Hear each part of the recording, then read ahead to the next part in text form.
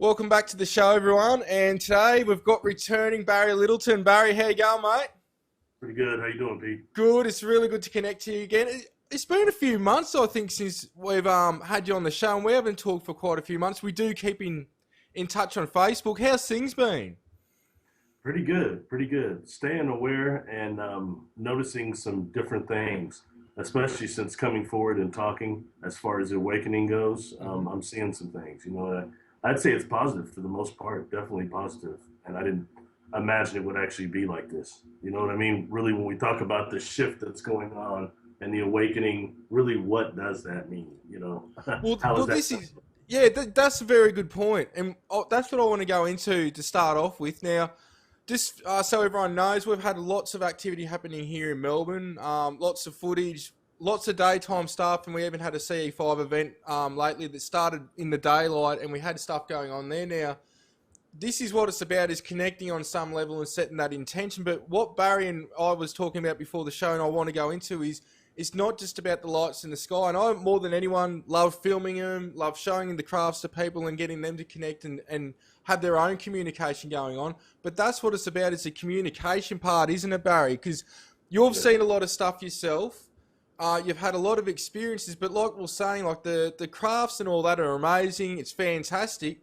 But and with the guided sessions that I do, it's about getting people to connect and go into that, and that's what we're talking about. So, do you want to go into the communication side of things? Because this is where things like people want to go elsewhere to get, I guess, the information, the communication, and this is where people will come to myself for the guided sessions, and I think sometimes they don't realise what it is. A guide session, getting you to connect to the beings, not me. I can do it, and I do help them and see the information, but I want to get them to do the work, so I'm not their middleman, so you're not their middleman. We can all network and share the information and see what correlates and who's saying what, but it's really about connecting ourselves to what we're already connected to on another level, isn't it?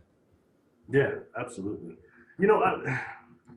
Kind of, there are two aspects of that, and one of them would be that how subtle contact can be. Right now, we've discussed that before. You know how one person can see the ships, or two people can, out of a crowd of 10 that can't. And it's just the fact that you are able to see it, and the amount of mass sightings that we're having right now is definitely the first phase of contact. And the second is what you were talking about. And a lot of people right now, after coming out and talking with you and others, the amount of people that I only communicate through Facebook, and I fall behind all the time, I apologize. But the amount of people that are awake right now and are having like conscious experiences, telepathic, or having dream visions, that is the other step. Who's on board these craft, and how are they actually communicating? And you don't, like I've said before, you wouldn't think that in Star Trek wise, a whole federation of beings would stop what they're doing to just communicate independently to you. And that's exactly what's happening. So anytime that they're showing themselves like that, we need to be aware of that more subtle able of that part of communication. Something I pretty try to vividly say is that for a long time, man, I used to tell you, I thought I was Mr. Conscious Experiencer, because a lot of what happened to me from childhood, I was very aware of and happened in a conscious state, and then as I had what I call adult onset experiences where I was missing time several times with somebody else, and then finally by myself, equaling just over 20 hours. And man, I tried everything, man. I tried advanced Kriya pranayama. I tried yeah. I tried Ekankar. I even got studied hypnosis and got a certification in that, trying to self-hypnotize myself to remember what happened during this missing time, instead of just these flashes I could see. You know what I mean? And despite all of that, I couldn't get the memories back. And that was rather frustrating. So, until after I had my TBIs, I decided to get a professional regression. And that's actually how you and I wind up meeting. You know what I mean? Because you had posted yours. But the fact is that the subconscious and the superconsciousness records everything. And once you can get kind of into that alpha state of consciousness and beta state, go deeper, your consciousness will tell everything. So People think so often the hypnotist, if they don't have a rapport with them, they're going to do something to them. Something's being done. It's you. It's your own subconsciousness that you're accessing it. You just have to get your conscious mind slightly out of the way to access it. But we're recording that information all the time. Quadrillion millions. Would you say it's sort of like reconnecting with the multidimensional mind? In that state? Because in that state, yes, we've got like, you've got access to all that is, and not just that, you've got access to communicate with other beings on that wavelength as well. All right, man. I see how Spirit is taking us already. Yeah. Woo-hoo, boy, I knew it was going to be a trip. Okay, Pete. We spent all this time, we've been talking a lot, and I myself have spent a lot of time talking about us being immortal souls, immortal soul beings, and the immortal soul being traps. We've talked a lot about soul traps, okay? And some of those are hideous. The fact that they're tagging and implants on our soul dimensionally before we incarnate, and then all the way up through that, what they're doing to keep us asleep. I focused on that a lot, but I wasn't talking about the positive aspect of it, the whole gamut. Immortal soul beings, you and I, and everyone listen right now, as immortal soul beings, what the fuck does that really mean? Excuse my language, man, but I mean, you know what I mean? Seriously, what does that mean? What does that mean from a soul level about what we really are? Okay, that means, and when it's said in so many religious contexts, I think the Christian Bible says that we're created in God's image. Mm-hmm. It's certainly not some cat on a throne, all right? I think that it's the fact that we are creators. We are creators with the intent of will. We can create things just the way our creator does. And it's so much easier for us to think that, hey, it's another God that's created everything, which there is a supreme, but a supreme source, but it's easier to think that as opposed to we are creators also. And if you want to think about it, all right, immortal soul being, this is the definition that came to me, all right? Beings that live in false illusions and guises. And if you want to think about something, we are the beginning and the end, like the creator. What is there left to do? What is there left to learn? You've been everything. You've done everything.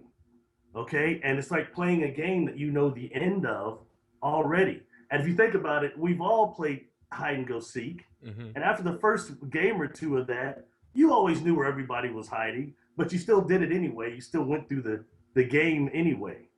Now, for us, the only thing we can do is, as immortal soul beings, we're facing two real problems. One is stagnation, and the other is freaking boredom, man. Boredom. So, you know, and we have something else. As immortal souls, if we're in the presence of another immortal soul, our creation, our universes come to an agreement. And we start perceiving the same thing. And that's what we're doing, what we can't remember we're doing right now. And the other part, only thing we have left in this game is to forget everything and trick ourselves so we can remember. Yeah. What else is left? But at the same token, we've got so many immortal souls right now vibrating to keep this illusion together. Any illusion takes constant energy to reinforce it. And that's why so many of us are busy paying our bills, taking care of our kids, not getting fired, having financial stress. There's very little time for trying to attain pure source consciousness, that other side of our energy, to free it up so we can perceive that. You know what I'm saying? It's just one of those things. I'm trying to think of that in terms of what an immortal soul actually is. And for us, I think it's that heavy, that we're creators, and each one of us is in a different universe right now. Well, that's the similar stuff I've experienced, and even when Shiji's related that similar stuff to me, that we are creator beings. And you get to a certain point where you then, because you're a creator being, create your own universes. And it's not just one facet, there's multiple facets of you, and then you're co-participating, which is really all this is a projection of our own illusion. Mm-hmm. And so in that, what I'm trying to understand is when I've been shown the universe is like she equated it to our, you know how our cells regenerate every 7 years? She was saying that's what the universe or universes do, but on a much larger scale, like on a completely different scale. But everything rejuvenates and regrows or reforms. But it's the same thing. It's just like another cycle type thing. And then, like I've seen the other universes outside of this universe, which are, again, each one of them have got their own vibrations, their own densities, their own realms contained within it. And then when you put all these other universes together, they said it like it was super God consciousness in a way to relate it to me. So I had something to, human way to put a label on, to try and understand, so I could try and not understand it just myself, but relay it. So this is where what you're saying is going into deep realms and the stuff that I like to go into, because this is where it lies. It's real deep. This goes into also how the dark and the light are also a projection of each other's illusions, and that we need each other, whether it's for soul growth or whatever, to stress us to, I guess, put roadblocks on us. So what we do on conscious level is expand outside the box. Therefore, we get to a higher level of consciousness rather than staying in our comfort zone. So this takes us down the conscious route, which is what this is all about. But it goes very deep, doesn't it? Oh, absolutely, absolutely. When I did my fourth regression, and I had specific instructions for the hypnotist to follow and things that I wanted to obtain, excuse me.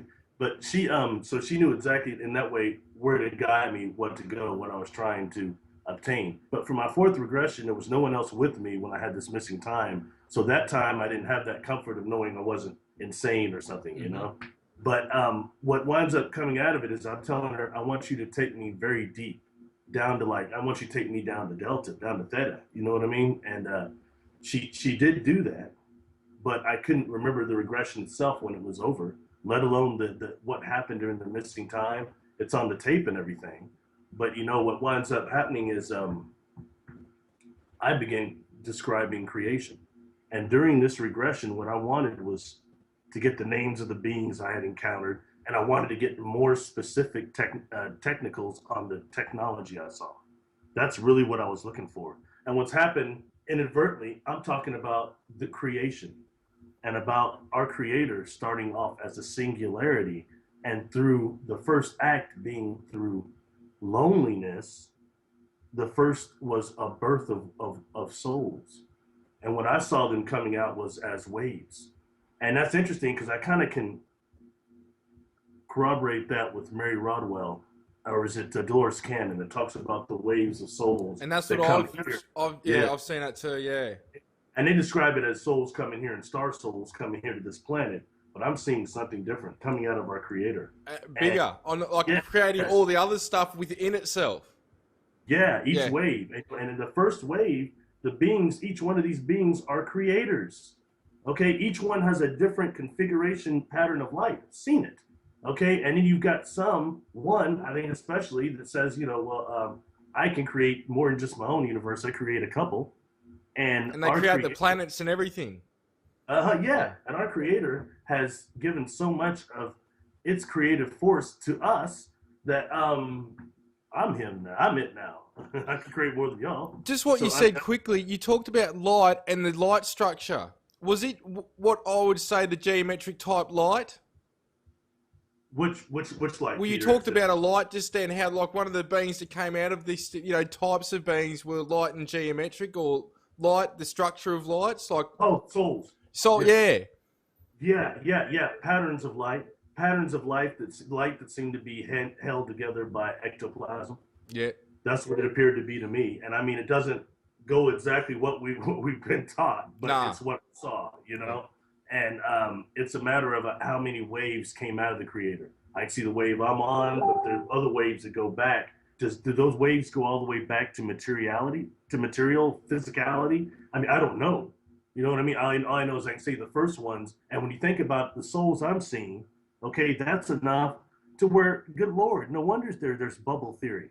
When you talk about quantum theory and how many actual universes there are, if you're dealing with that many souls that can create, even on this planet alone, if that's what we are, immortal souls that can't remember that, You've got what, about 1 billion of us here that can do it? That's going into the realm of consciousness. It's maybe not the separate classifications that we think it is. Just like some of the ships you and I have been on. Mm-hmm. There are no bolts, there are no rivets on there. There are no windows on the ones I've been inside, unless you're in a special room. You know what I mean? They're an organism. Yeah. All They're light. grown. Yeah, Living they're light. symbiotically part of the crew. I can understand why one of these ships, I'm there physically when I'm not about to puke. Some of the technology is solid. The rooms move around you, but the crew members are half out of phase. Mm-hmm. And it's like, man, what the heck, And I say, some people say, well, that thing that on TV there, that video was CGI. That's becoming a convenient excuse by the media now and by the cabal to stop anything real. If you've ever met an interdimensional being for real with your physical eyes, you'll see they're out of phase.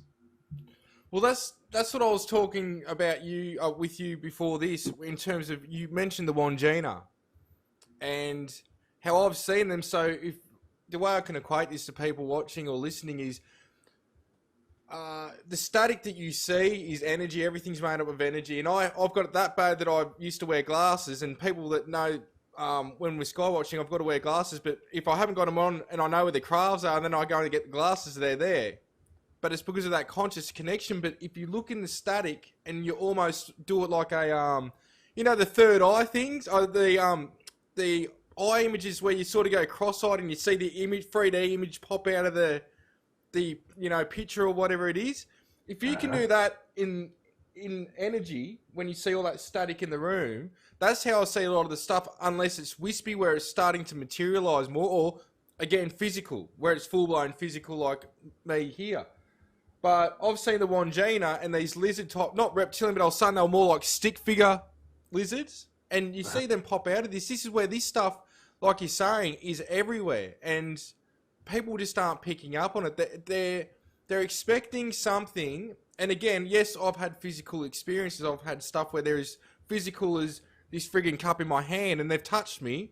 But a lot of this isn't like that. Like we've talked about before, it's not nuts and bolts either. So this is where it's, you hear about apparitions and these types of things. This is where how they appear a lot of the time, and the crafts, they can land on the rooms and that, which, people want the nuts and bolts and this and that, and I can get it, but only a small majority is any physicality to it on this vibration. That's what you're experiencing too, isn't it? It's so much further out than what people can think, and this is where you're going multi-dimensional, not one-dimensional in terms of the 3D way. Mm-hmm. Yes. I couldn't understand that. First time I, seen a ship really up close that was, well, not as a kid, but as an adult, where I'm missing time and I'm staying there and watching this thing. I start watching it transmute from what appeared to be almost a Pleiadian type of ship. In fact, Sorry drew some of that for me. And it transformed into what appeared to be quasi-crystals, okay? And there was no way to describe that to anyone. And trying to look for that in ufology, it wasn't there either. So could I not tell anyone about it. I couldn't find any information about it. And when I went to that, all I'm finding is things about people getting abducted, these beautiful, perfect Caucasian beings from Pleiadians that, Fabio. Christy Brinkley, all of them look like that. Even all the hybrids look like that now. It's like, good Lord, is nobody seeing no brothers anywhere? Seeing no black people, man? I have. And they're out there. It's not one-sided, is it? Yeah, not at all. But by the same token, when dealing with that and dealing with my own personal issues, whatever they might be, would be that when I saw my first charter, you and I've talked about, that for me came around every 7 years. The first one, he was a Caucasian man, appeared to be about 50. And helped me, did nothing but help me. But when I go back and look on the fact that I've seen not just perhaps inner earth beings, star beings, whatever they might be, that are not just Caucasian, but I've seen ones that appear to be ethnic also. So that, and then there's many that don't even have bodies. So that takes it to a whole nother level. Mm-hmm. Well, no, it does, because, I've had experiences with beings that just aren't white. And then again, that aren't, just human looking. They may have, you know, 2 arms and 2 legs and that, but and then we go into the light realms and the geometric light realms, but not, you know, even in the Pleiades. And I can tell you, know, Ryan, there's Asian-looking beings there as well as black ones, as well as in the Pleiades. You've almost got a whole friggin' gamut there of almost everything, because everything's in the future there, and it's basically everything that's happened on the other realms here and out of time and space, all made up there later on. Syrian, you've got blacks as well as blue beings, and you've got like blue humanoid type ones as well as the Elohim that hang out there as well. But it's something that's not being addressed. Everyone's just, you know, is reporting. And maybe that's the case, that a lot of people are more interacting with what seems to be the white beings from some of these realms. But nobody's talking about what else is going on. And look, it takes a lot to come forth and talk about what you're talking about, because nobody's addressing this, just like how years ago nobody was really addressing, or once in a blue moon, the crystals or the quartz, you know, and all that. Or even in the last few years, like myself, I didn't want to talk about how sometimes when I'm filming the craft, I'm on the craft looking down at myself, or that the crafts are made out of consciousness, like not even organic. It's living light created from our own living light as a group collective, all by ourselves. So you've broke the barriers on a lot of areas too, along with others talking about going down these paths. But you've interacted with different types of beings. So this is, you know, something I want people to take on board. You know, spirit takes us, I guess, where it does be. I've got these sketches that I had done for the book that I've been having trouble finishing writing. Anyway, but there's a certain being that I showed a picture of in that interview with Kelly I did a few weeks ago. And the amount of responses I got on this being in particular was interesting. This being is, and it's from the multiverse, all right? That is Mana. You can see, it's kind of dark in this room, but Mana was tall and had one of the beings that had the look of the brain on the outside. Yep. Okay. Now, that being is amphibious and from the multiverse. All right.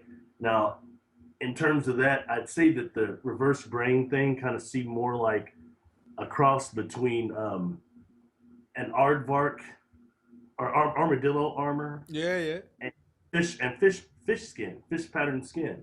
So I understand now, but he, you know, it's giving me telepathic information. Look into this being Dr. Akbar from Star Wars, which is one of the beings on the Rebellion ship with the eyes, looks kind of like a toad. Yeah. If you can understand more about that being, you'll understand more about my species. And I never even thought of, okay, and a planet, an amphibious planet in the multiverse? Outside of the bubble that it's not just like here. Mm. No, and this is why it's great. We've talked about it's the latest Star Trek series that they've made as well the last few years. You and I spoke about that, and I've never been much in the sci-fi or anything. Yeah, I saw Star Wars and that sort of stuff when I was younger. Never Star Trek till the last year or two, it would be now. And anyway, I bought a couple of seasons of that newer one. I think it's called Starship Enterprise, Before Contact, when they go into the Federation. And yes. I tell you what, whoever's making that is either watching all the stuff we're talking about, like everyone in the field's talking about, or they've got something, because even when they talk about that grid of, like there's a grid of these balls out there in the universe, and that's equivalent to almost to the soul trap type thing that we hear about, which is, you know, again, it affects you if you allow it to affect you, but also with the councils and the types of beings in the Federation, all these, the different races even in it. That's probably the most spot-on series in terms of coming close. The reptilians are even in it. And then there's different factions of the reptilians, and there's a race, I forget what the reptilian race is a part of, but to me that would be the Archons. And you've got the different factions, so you've got reptilians, and then you've got these human-looking things that are a part of the or like under this head race, and there's different factions and different races. There's something going on there, man, and this is where sometimes these shows may be references for us to help people fathom what we are experiencing, not like that, but maybe some of the information or some of the physicality and the descriptions. Oh, absolutely. You know, if it hadn't been for two shows in particular, which would be Star Trek and actually Doctor Who, when you really get into it, I wouldn't have had no frame of reference And I started liking it as a kid because I was like, I've seen stuff like that. Yeah. There was a couple of shows that would stick out to me like that. You know what I mean? That The creator's got to be affected on some level.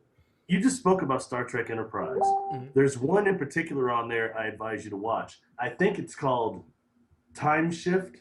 But what they introduced there, like they did in Voyager, which is something they call a temporal accord.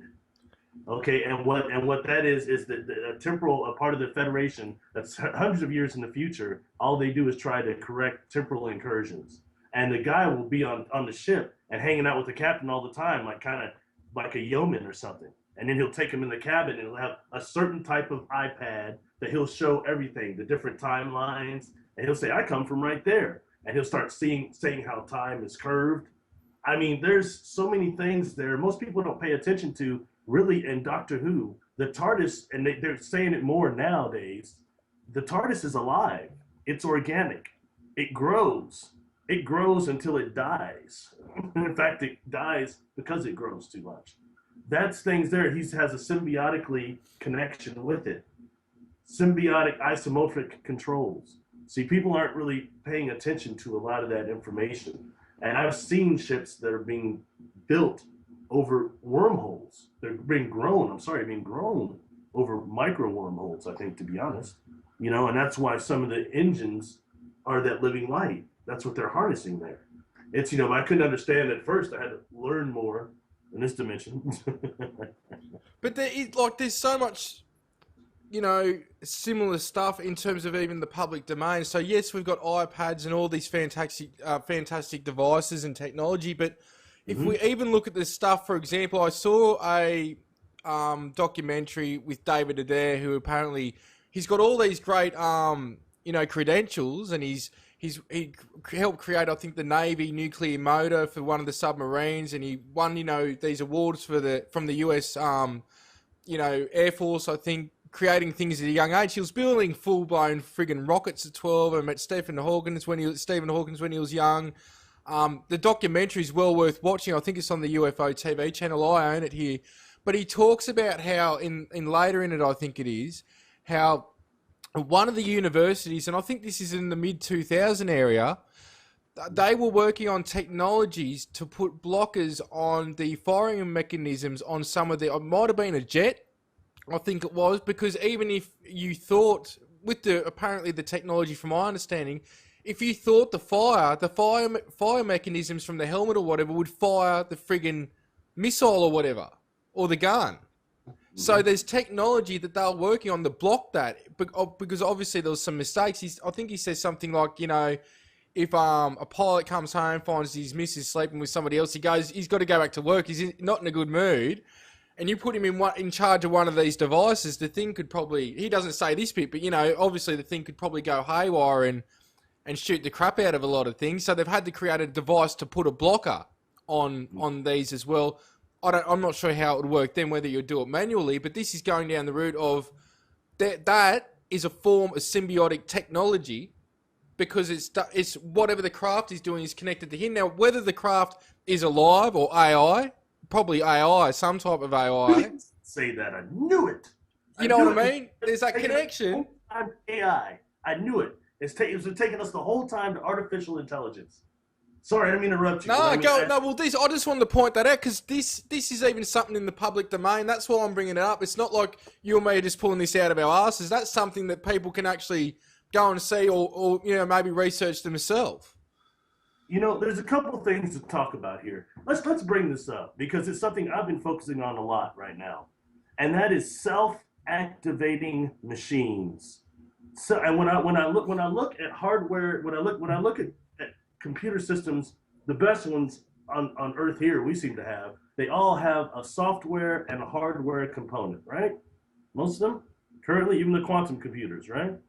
Now, man, if we're thinking about terms of things that are terraforming, how can I say this? Jeez, this is going to be sounding weird. Just tell it like it is, brother. Just tell it. Terraform for years, all right? And I'm seeing some things right now. No one likes to talk about crop circles anymore that keep cropping up, all right? We've got things like that Roswell debris or that engine debris, okay, that has sacred symbols on it.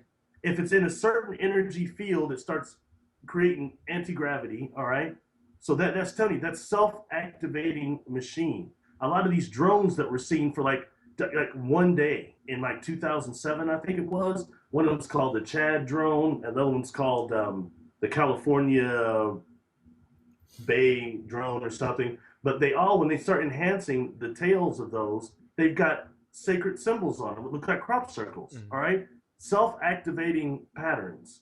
And you got a guy that came forward, said that he worked for, what was it, Alto in Silicon Valley, and that was a place they called it Carrot, and it was reversing engineering technology. And he said he dealt with the symbols like the ones that were on the Chad drone. And all these just came into focus for just a second, and then they phased back out, which tells us something, right? If you got people that were working on these, how many of these craft are in our atmosphere and always have been for 1,000 years? Yeah. And what is it the government is doing that's learning to decloak that? Because what they back engineered are three things: self-activating software. One is going to be invisibility, that metamaterial that we know that does that, all right? The second is holographic projectors. We know that. We know the virtual reality scenario technology that is used to trick so many abductees. They think they're talking to mom and dad or their ex-girlfriend or somebody, when really, no. So that's number two, all right? The third component is anti-gravity. Those are the three components that I think they've been back engineering the whole time. What do you think the symbols mean? Like, what do you think the function of the symbols is? As far as I can tell, it's like a language that's mapping for the self-activating software. That's something similar to like an obsidian would be, a type of glass like that, I think. Trying to think. Okay, let's take this a step further, all right? Stonehenge.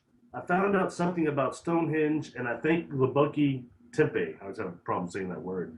There, the way that the stones are slated and the laterally, they produce a megahertz of 10 megahertz constantly. Yeah. Okay.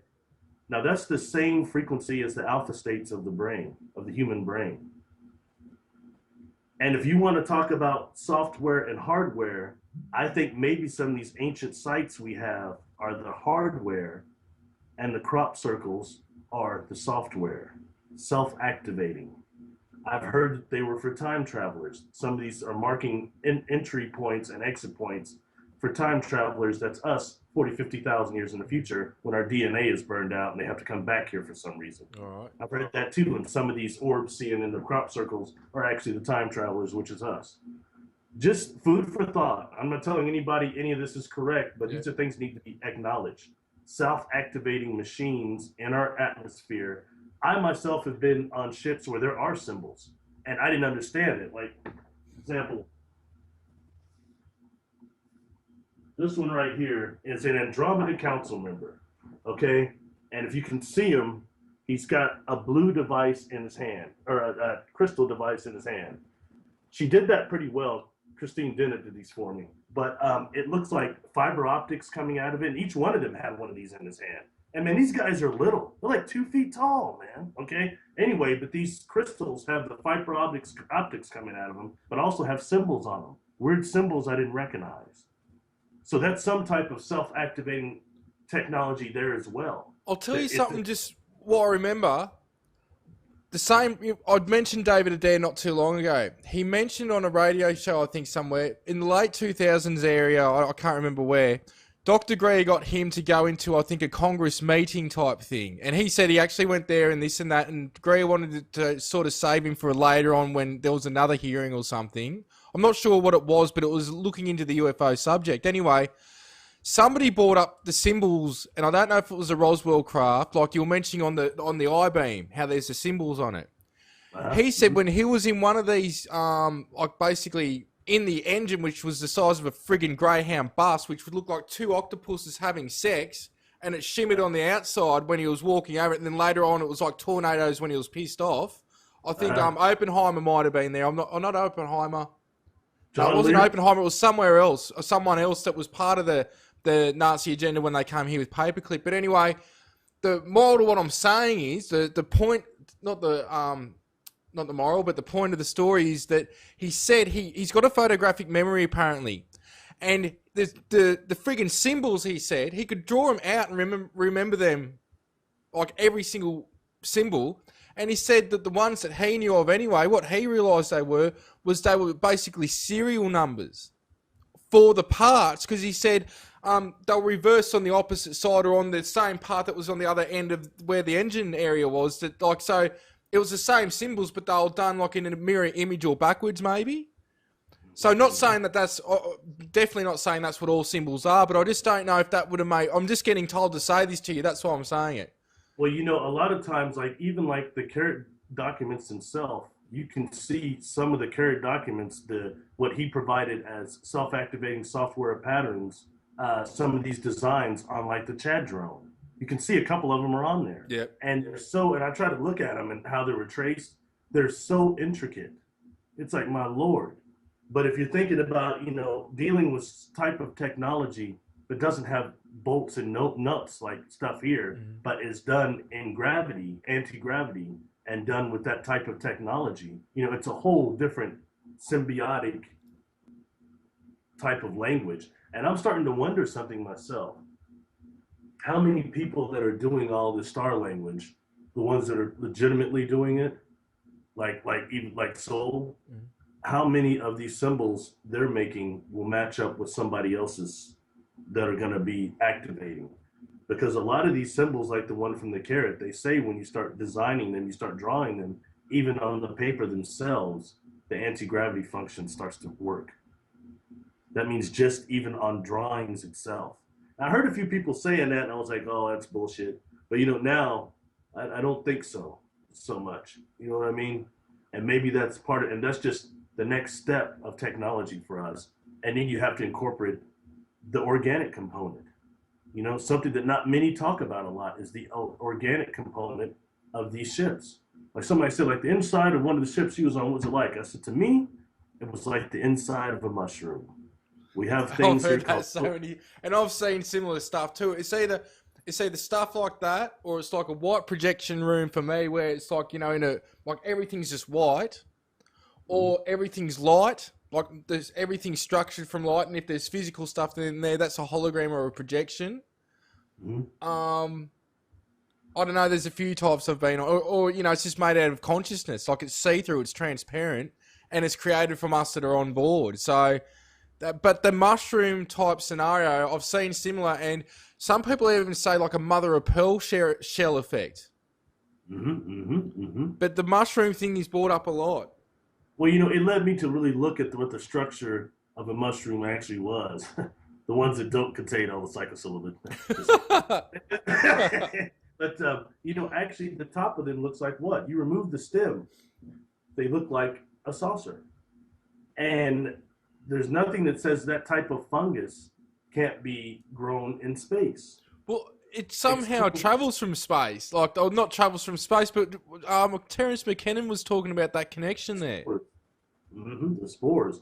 And the spores are impervious to ultraviolet radiation, just like another creature called the tardigrade, which is also called the water bear. But when they go into a type of cryogenic suspension, where they're in the suspended animation, that they're impervious to cosmic radiation also. You know, this brings us into two different areas here too, man. I think we should kind of address. One is something I was kind of rapping to you about, and I brought it up on the last interview. I was in the Massuse thing. Remember talking about that? I remember lightly going into that. You know, I heard Linda Moulton Howe talking about it twice. And I kind of like her work. But she said that, and I'd heard her saying it before one other time, that she got contacted by a masseuse, okay, that said that she had a client come in and deactivate their cell phone and everything. And when this client comes in, she's thinking about gray aliens just out of nowhere. And the masseuse, I think, is probably not like that, you know. She said, anyway, she gets this client down, she's rubbing her, and as she's rubbing her, she starts seeing something that looks like a TV, the snow on a TV, a snow, and all of a sudden she sees a holographic projection of a gray alien come out of this woman. And and start looking around. Do you reckon Right? that could be like what I was describing, how seeing the one gene have come out of this static that is everywhere, like as if it could have got dense? Another reason I was close to bringing it up then. Yeah. But you know what's interesting, Peter, is she said then that the cell phone, which was deactivated on the counter, made some sort of a sound that we've both heard, a screeching dolphin type of sound, and this holographic gray went back into this woman. And the woman, the client, was totally unaware of it. All right. And so anyway, so that means that the cell phone triggered this holographic projection to go back. All right. Now, after Linda Moulton Howe announced that on Coast to Coast AM, 3 days later, 4 days, I heard her doing another interview. She said, days after I just announced that, I've gotten contacted by hundreds of masseuses saying they've seen something like that. Why would it be masseuses that are saying this? This is weird. You know what I think it is? I think when they're on the table and they're actually pressing and massaging around the basal of the neck, where a lot of these connections are, I think it jars something loose. I think Sol was telling me somewhere in the back of the neck he's called the gates of consciousness point, or on the back of the neck I think it's called, or somewhere here. Yeah, there's energy back there, and I think that's probably what it is. It's just launching that. But I also take that into terms of what I've heard several experiencers say also. One of them being black, so I definitely was paying attention. Yeah. But saying they had these beings come to their room, and sometimes there'd be a woman with them, and they'd have sex with the woman. Okay? And they go on this ship one time. They're on a ship on a table, and one of the mantis beings is there. Mantis is there. And this woman comes out that he had sex with before. And the mantis says, you're comfortable with the presentation of this container, but what it's going to do is share consciousness with you. And then this woman turns into a ball of light, an orb, and enters him through the chest to share consciousness with him. And this ties into an individual who says, I also have a copy of myself there that's inanimate unless they transfer me there. What happened from that? Did he go into what happened from that, going into the chest and sharing the consciousness with him? Like, was there any activations or anything happen? That's as far as I got with it. That's cool. All I yeah. I mean, which, to be honest with me, was quite enough, man, because I'll be damned they're going to be coming into my body and sharing that. That puts a whole other thing in the walk-in thing. I met a real walk-in, so I won't make any criticisms of that, all right? But, man, it's that's not cool. And honestly, if you want to think about, Peter, the amount of people that are carrying around these cell phones, kids that can't even put it down enough to go look at you in the face and respond, if that's invasion. So what are you saying the function of the cell phone is with this then?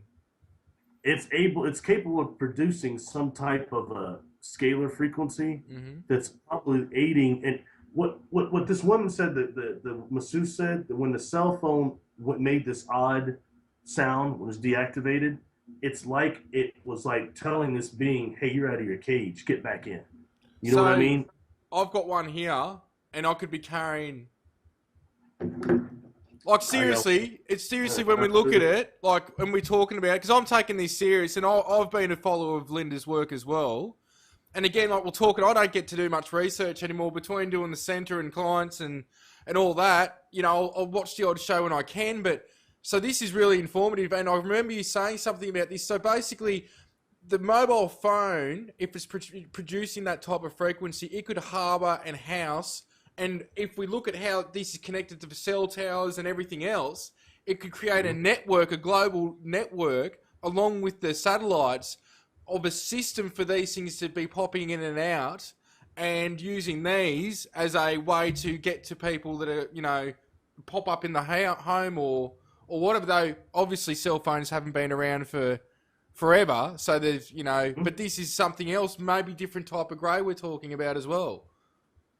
I've been hearing also about this thing for a while now. It's called Nano Satellites, and a nano satellite grid, which are satellites that are like the size of, your TV, and more complex than any satellites you've ever had. They're all a network, a grid, and they're ran by a thing that's in orbit with them called Mother, that coordinates their self-replicating, self-repairing machines, okay, made by us, and it's kind of what Reagan used to call the Star Wars Defense program. system, yeah, yep. And that's tied into that. You know, I'm taking that a step level. There's that gentleman, he's communicated with me a little bit on Facebook, Eric Rains, and I heard about him through Kelly Coffey. And Kelly Coffey's doing implant removals now, like this gentleman is. But when I heard him talking, Pete, he's the first person I'd heard that really was, bam, it felt like moo, and I knew what he was saying was real. But he was talking about several different types of implants, but even more to the point, certain implants that are put on us, dimensional implants, scalar implants that are put on us before we incarnate, as we incarnate here. So like top of attachment. Yeah, and then as we incarnate, they start physically becoming more physical as time goes on. That takes it even a whole nother level from just the regular physical implants we know about that Dr. Lear had pulled and things like that. Yeah, yeah. Now, you know, and when we take that in terms of what we talked about before in soul traps, when we incarnate here, there's the scalar frequency that starts at the artificial rings of Saturn, goes over to Mars, and then over to the dark side of the moon, and to certain monolithic structures here. And we incarnate through the dark side of the moon to the soul catcher. We go through there, and it electrifies, shocks us, and it wipes our soul memories. And then the other part is what? We're immortal souls trying to forget who we are also. So it's easy, isn't it? To help us with our game. Yeah. Can you imagine if we keep, what I'm seeing now as far as awakening keeps going on, and more people like me are born that have past life memories and aren't scared to talk about it or let that be an influence in their life? Can you imagine what it'd be like if you have 20 Marcus Garveys or Nikola Teslas that are not being held back, creating free energy devices? Yeah. Where that would take our civilization, where we'd already be now, if that wouldn't be, you know, that's being held down to a minimum. Instead, the prison planet, the prison population that incarnates here, like you and I, from the levels of fluidity or wherever they're coming from, they can just run them up down here in physical bodies like you and me. So what, like, with this said, what advice can you give to people for what we can do? Because we were talking about before, and I 100% agree that we're allowing this to happen by participating in it and accepting this program of the illusion. Like, we're all co-creating this by accepting this. And this is where, even with a lot of the ancient texts, from my understanding, a lot of it's been manipulated. And because people are reading this, that's even being, you know, whether it's hardcore Christians or hardcore whatever, because a lot of the scripts have been changed. I believe in a lot of these ancient masters and saints and sages. I believe that they're actual beings, but I believe that the scripts have been changed. And what's happening is you've got these huge establishments created around it, which is adding to this in terms of projecting the illusion of what the book's foretelling and all this sort of stuff.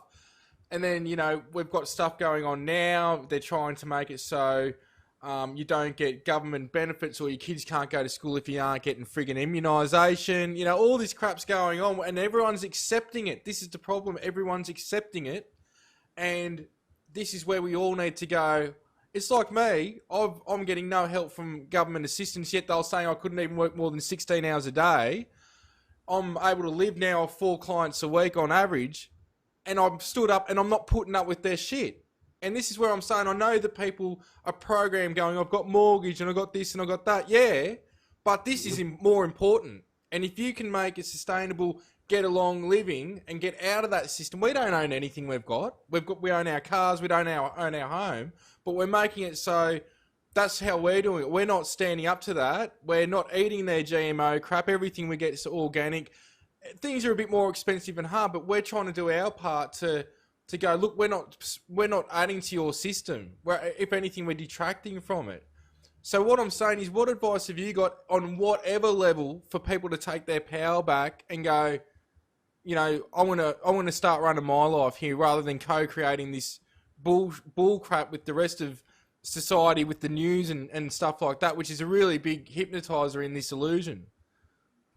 I think it starts by learning how to focus your intent of will and stop letting everything else interfere, because that's what everything's set up to do. But it's about actually learning how to train yourself to merge with the creator, all right, and how to kind of focus on that. And that is done through not listening to what other people did, it's through action. Try some of the techniques you've read about, try some of the meditations, practice them, try to develop and see what works for you, what manifests tangible results here in the third dimension. You know what I mean? Some things you can read and people say, oh, that's crap. Like, you know, I can't think of somebody right now, but this crap and Castaneda, or he's one. Somebody said, oh, everything he said was crap. Okay, did you try any of his techniques? Did you practice any of them? Well, no. Well, I did, and a couple of them yielded really quick, tangible, third dimensional manifestations. Why is that? And they just look at you. They can't explain it, man. So don't take other people's word for it. Learn how to protect yourself and use your action to learn how to focus your intent of will. When the creator made creation and us, he did that through intent of will. And most of us don't know how to do that. And when I say that, I've spoken before about the two types of awareness, all right? The two types of consciousness, if you were awareness, I prefer to call it. You've got your left side awareness and your right side awareness. On the right side is like the band of man, the third dimension here. Everything we need to keep this illusion going. What we're agreeing on as immortal souls to avoid that boredom, all right? That's on this side here. We got a pair of bills here, take care of our kids, financial stress constantly if you're a normal person, never ends. That's all on this, but that takes all of our energy to keep this illusion going. To point of where people like me don't dream lucidly. I don't have a whole lot of dream attention. I have to practice and do things out of the normal to make sure I can gather enough surplus energy to start perceiving on the other side of awareness, the left side, which is where death lies, the superconscious, the sleep cycle, other beings, multidimensional existence. That's on the left side. But most of the time, we don't have enough freed energy to even perceive our dream, have dream attention. So that's kind of what I would say. Learn how to free up enough energy to work with the other side of awareness, the left side. Open yourself up, and just like not in a bad way, but be open-minded, I guess, you know, and try things rather than, you know, ridiculing or not doing the work. And this is the thing, isn't it? People actually, you know, it's about doing the work, doing the hard yards, and working on yourself, isn't it? And if it was easy, we wouldn't even be in the predicament we're in as a civilization here now, and either would some of the other civilizations too. Mm-hmm. Well, I'll tell you, man, one thing for me, like there's two, and I mentioned this before, I'll probably sound repetitive, but it's important. There are two types of spiritual warriors, as I call it. You've got dreamers, and then you've got like gatherers, stalkers, whatever you want to call it, but they're two difference, you know what I mean? And the thing about the dreamers are these people, when they're incarnating the bodies like us, they have these lucid dream ability, they have dream attention. They can focus on things in their dream, and they're almost living there like they're living here, close. That's dream attention. And then you've got people like me, the gatherers, the stalkers, that don't dream lucidly. You go to sleep, I go lay it down. Shit, I'm out, man. I mean, I get up sometimes, there'll be some dream attention, but it's very fleeting. You know what I mean? So I have to meditate and do things here, non-routine things that frees up enough surplus energy that when I do go to sleep, then I start having dream attention. Then I start learning how to pass the gates of dreaming, which is hard. But most people, man, you try that one time, like the very first gate is to look at your hands while you're dreaming. Right now in your waking state, remember to look at your hands. I'm gonna look at my hands tonight when I'm asleep. And will you be able to do it? Most people know. I tried 5-6 times, I couldn't do it. So immediately what? You want to quit. It didn't work. I don't want to practice it anymore. I tried that stuff. It's weird. I don't want anybody to know I'm doing it. It didn't work, so I'm going to quit. That right there, the same reason many people go along with Christianity. That's a good one, because they say, I'm going to go with this because if, just in case, if they're right, I'm going to have a demon poking me in the ass with a pitchfork while I shovel sulfur into a lake for eternity, all right? And I'm going to go along with all what the Christians say and this one book, just in case, because just in case they're right. You know, that just in case is the most powerful hypnotic suggestion. I call it the what if mentality. That's what it is, a what if mentality. And you can either live your life with the what if, or you can just give things a go. Yeah. I mean, And how many billions of people are on the planet are following that what if mentality? It's almost like you live your life by the chances of whatever you're thinking about may happen aren't going to happen anyway. It's like thinking on the downside of everything. What if I do this and this happens? What if I do this and this happens? It's like, how are you going to evolve? You got to get out of your comfort zone to evolve, and that's what holds humanity back, is the fear of the unknown. It's like, yes. who cares? Give it a go. Are you going to die? Unless it's serious shit like, if, I'm thinking about jumping off a cliff to see if I can fly, maybe not that's a good idea, but, you got to give things a go, Yeah, and it's a thing to learn to protect yourself. And that, once again, starts with the intent of will and knowing what you're dealing with. And, I can only speak for myself. I'm guilty of this, all right? I spent, years, decades, interrogating my own guides of who they were and what they wanted. And they told me repeatedly, but I asked anyway. You know what I mean? But man, and they would say things like, when they first started saying the Christ consciousness, I didn't like that at first. I said, oh, no, not that religious stuff. And they were immediately telepathically telling me, no, this is beyond any person and any social religion thing you have. This is a frequency of love of the creator that you can access. Exactly. They talked about accessing it. Mm-hmm. That's what they were saying. So that is, just one way to deal with it. But I rarely say that that's where my guides I've all said they're a part of and from, and the love that preceded them, because it sounds so religious. I don't want to mention that. Well, that's why it's been great you talking about the Plagiarin side of things, because they emphasise the Plagiarin part of that, and I've had that experience as well. And that's the stuff that I've got past life, or actually future life stuff that I've got access to with there. But this is what you're talking about. Do you want to explain these guys? Because not the same as Shiji, but we're talking about the same higher dimensional stuff here. So go ahead, Barry. Those are Plagiarin throne beings. Now, I couldn't remember them till I got regressed. I was interacting with other beings and I couldn't remember them. But what was really unique about them, you mentioned the Wandjina, and I've heard Mary Rodwell talking about them as well, but they have crystals, quasi-crystals in the middle of their chests. All right, and it seemed like they're on these columns of light. That's why I kind of called them throne beings. Yep. But they said that they were Plagiarians, all right? And they had a lot of emphasis on the J. And when I said, well, Palladians, and they were, no, Plagiarians were over this sector of space. Yep. And the one that stepped forward was named Bernadette, that was really communicating with me with the blue crystal inside. And their heads looked like they were just 1,000 filaments of light going into space. And those type are connected with the Elohim in Orion series and the Pleiades as well in that sector. There's that triangulation that they've got going on. Yeah. And sometimes we're not thinking things in terms of consciousness. You just said something that somebody just asked me on Facebook, and I promise I'll answer everybody that sent me a message.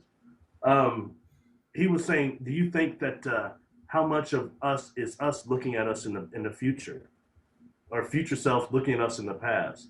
And I don't think it's even that separate when we're looking at it consciously.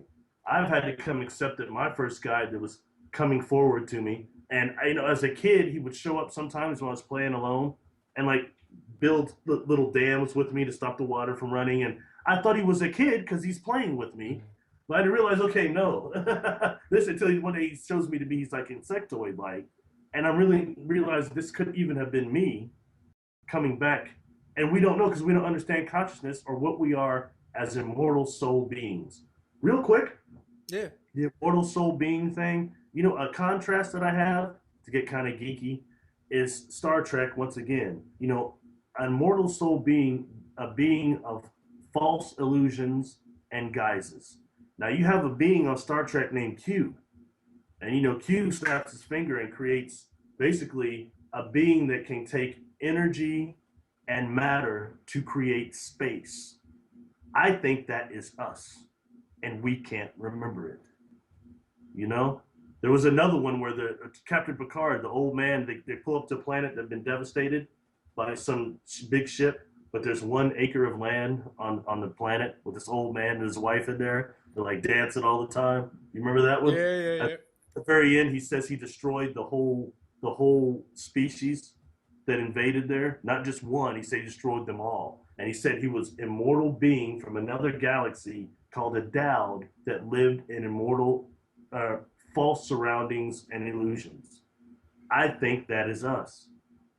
And I think that immortal souls, we get with each other's field, we can share that illusion. It's an agreement. You remember Phenomenon with Travolta? When he's got the, John Travolta, he's got the pen and he's using telekinesis to spin the pen. Yeah. Like, how are you doing that? He's going, it's an agreement. It's an agreement between me and the molecules. Same thing on a soul level. Yeah. It's an agreement between us, and we can't remember it. We're too busy tricking ourselves right now. That's food for thought. Yeah, well, real quick, and I'll shut up. The last, one of those Voyagers, they had another Q, a Q showed up, a weird one. They pulled him out of a comet, and he started asking for asylum. And then the other Q we recognize shows up and says he's insane. He's trying to create suicide. And when they go to the continuum, like in this court proceeding, he shows them the continuum as this long road and a little gas station with about 7 people standing out there. And he's like, man, we've been everything. And she's like, well, what is this with the road out here? He goes, oh, that's creation. It goes backwards, forwards. But we've been everywhere on the road. We've all been everything here. No one's talking here because there's nothing left to say. So that's why he wanted to end his creation, in his existence. And is that what you and I are dealing with as parts of the Creator? And this is where it goes into the deep realms. It's just food for thought. No, but it is. This is where it gets deep. It's not, this is where things can lead in terms of, there's so many directions to take, and it depends on how, what direction and how deep you want to go into this, because it keeps going. Can I ask you a question, Peter? Yeah. How many times, like me and like others, you personally, how many times have you been told by these inorganic beings, you don't remember what you are? I can't remember how many times, like a lot of times. And that's what one of the first things Shiji ever said to me was exactly that. And then, I've found out some more stuff lately, which is, I'll break it here. I haven't even said it publicly yet. I haven't said this publicly, so this is going to be like, Shiji's a facet of me. Mm-hmm. That's what I found out lately, and that's where it's funny because I'm doing all this work, teaching other people that a lot of the beings they're interacting with are another facet of them, and that's been something that's been put on me lately too. So it's really I'm accessing another level of myself and at another vibration that exists in another space and time somewhere on a star. Peter, now when you did your regression, was that CG talking through you? No, that was the Elohim and a mixture of Shiji. Like it was, but it wasn't just. It's a mixture of beings. So sometimes there'll be groups of the beings there, different groups, different races that I'm interacting with or that I'm working with on a soul agreement, which it goes back to mainly. There's a huge connection with the Elohim because from them, I've got remembrance of agreeing on doing what I'm doing here with the facet of myself, and that's sort of the core. It's almost like your football team. You got all these different dudes, and what's weird is it's the same voice, and it was the Orion speaking through me in the first one, but with the other ones, it's almost beings taking turns and jumping in and out. So it is a mixture, but mainly in the first one it was the Orions, which a facet of me is this. It's a facet of the Elohim. But it's a different evolve because the Elohim have created beings like Shiji and others in Orion and Sirius that occupy that space and time along with the throne type beings. And there's different variations, and I believe it's on their evolution. So Shiji's more of a crystalline white with the tinge of blue. The Elohim in Orion and other like the full blown ones, they're really, really blue. But the facet I come from in Orion is like a rainbow shimmer. And then the ones in Sirius are more blue as well. And I believe it's depending on their development in terms of evolution, though, because these offshoots are created by, like other Elohims are created by the Elohim, and they're all like these creator light beings that are connected to other, like basically Anunnaki or other facets of these. And then it goes back to Lyra, which that is, anyway, the Anunnaki connected to that. And then, all this stuff goes on in Orion, and then we've got the human race here, and then the Pleiadians in the future. though all this shit's going on at the same time. So this is just an insight to the sort of stuff that me and Barry have got going on in our realms. You know, that's actually how a lot of people have asked me kind of, how do you and Peter meet each other? I said, well, you know, I got so stressed out on my third regression. Not stressed out, blown away, because it wasn't bad, but just the fact that, you know, these beings started answering the hypnotist through me. And I'm sorry, I don't give permission for that real easy. You got to really be on a level of love with the Creator and Christ consciousness for me to communicate with you if you're inorganic. You know, but they were answering the hypnotist through me and saying shit I didn't know. You know what I mean? So it's like, when we first met, I got online, I was looking up regressions. I put in something weird like alien regression or something, and your thing came up. You just put it up, and one of the things you commented on there, the other beings started commenting through me and coming through, and I was very uncomfortable with that, or something like that you said. And I sent you a message on Twitter, man, and we started tweeting each other. That's how it is. But nonetheless, it's hard to accept that, you know, that part of fear is somewhat healthy in terms of there's certain things, there's self-preservation, but there's fear also, you know. But for you and I think you're like me, man. I always keep myself protected. I'm not sticking my neck out there, not sticking my hand in a bear trap and letting it come down. No way. You know what I mean? So at least try to protect yourselves. And that's what I advise most people. Don't be afraid of your consciousness. Exercise the techniques, try them, but protect yourself before you do any of it. That's what I'll always stress. Do the clearings. Allows you to project your will to protect. Yeah. That's all. Look, we'll wrap it up in a minute, but what type of information or I guess downloads or information have you been coming across lately? Like, what have you been getting? Man, honestly, a lot about the self-activating software has been coming through, and things like terraforming, and maybe that some of those sounds we're hearing is not just interdimensional war, but it's terraforming that's been going on here thousands of years, and we're not seeing it. What we kind of talked about there, and a lot of the things about us being immortal souls, and really what that means. And I appreciate that, because I'll be honest, man, I got smashed with the negative stuff for a while, and not my guides weren't forcing on me. I wasn't living it. But they're saying, hey, this is real, and you got to remember that too. And be aware of it, yeah. And it's just a way to stay prepared. So that came through, but then the other part is, okay, now the good part, remember who you are. Just like when we kind of come out of, I think when you wake up from a real deep dream, you're kind of froggy for just a minute, and then you kind of go on with your day. I think when we die, it's the same way. You're groggy for just a second, and it's a second before your own angels can get to you. And that's when the others come with the false light and try to bullshit you. You know what I mean? Tell you, shock you, and then send you back here saying you have a mission. So that's like things like that is coming through, that as immortal souls, we can intend ourselves beyond that by far. What an experience, eh? I tell you, I don't need to die again, though, to figure that out, man. I'll be telling everyone up there, you go and do that now. Go and give that a go. Talk about self-mastery, God. Look, we'll wrap it up there, mate, but thank you so much. It's been awesome to have you back on. Thanks. I appreciate it. It's always a pleasure and always learning, and it's good just corroborating and, you know, all that sort of that stuff, you know, what we're both experiencing, because it, you know, seems to confirm a lot of things on a lot of different levels. And, yeah, I'm sure that this is going to help many other people too, Barry. So thanks a lot for coming on, mate. I want to say thank you and thank to everybody for even listening to anything I say. Thank you. Cheers.